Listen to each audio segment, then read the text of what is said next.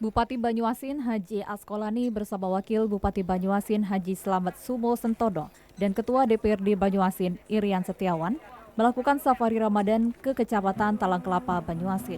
Bupati Banyuasin Haji Askolani bersama Wakil Bupati Banyuasin Haji Slamet Sumo Sentodo dan Ketua DPRD Banyuasin Irian Setiawan melakukan safari Ramadan ke Kecamatan Talang Kelapa, Banyuasin. Bertempat di Masjid Baitul Iman, Kelurahan Sukomoro, Bupati Banyuasin dan rombongan bersilaturahmi dengan masyarakat sekaligus melaksanakan perayaan Nuzul Quran. Bupati Banyuasin Haji Askolani mengatakan, dengan safari Ramadan ini akan meningkatkan keimanan dan ketakwaan kepada Allah Subhanahu wa Ta'ala.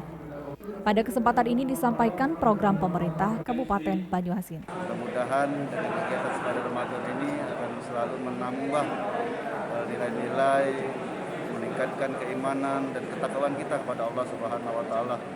Dan kami juga bisa menyampaikan program-program dan gerakan-gerakan yang telah di-launching, yang telah dilaksanakan melalui pemerintah Kabupaten Banyuasin dengan masyarakat Kabupaten Banyuasin. Ketua DPRD Banyuasin Irian Setiawan mengatakan, dengan mengikuti safari Ramadan, pihak legislatif bisa mengetahui keluhan masyarakat. Di sini kan masalah air bersih. Jadi air ini belum begitu mengalir deras ya. Oleh karena itu tadi Bupati sudah menyampaikan, jadi kami dari DPRD akan mengawal ini supaya yang dijanjikan Bupati, visi-misi beliau itu dapat tercapai. Jadi masyarakat dapat menikmati air bersih seperti yang ada di Kota Palembang. Ini harapan kami, mudah-mudahan momen ini dapat memanfaatkan sebaik-baiknya. Apalagi bulan puasa, beliau sudah berjanji untuk mempresentasikan. Peringatan Nuzul Quran disampaikan oleh Al-Ustadz Haji Muhammad Zainal Bakti.